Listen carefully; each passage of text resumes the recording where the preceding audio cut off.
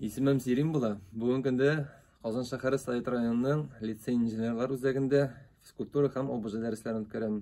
Шул ук вакытта буш вакытларны кызганмыйча үзебезнең лицейда эшләп килүче Өмет халык театрында да чыгыш ясыйм.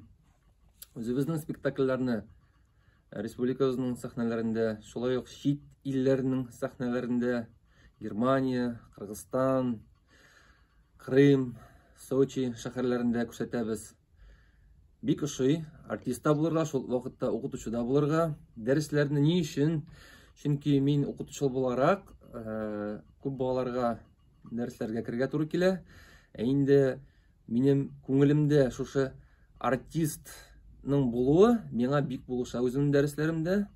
Ни өчен? Чөнки дәресләрне кызык үткәрергә, балаларның төрле сорауларына җаваплар табарга бик булыша.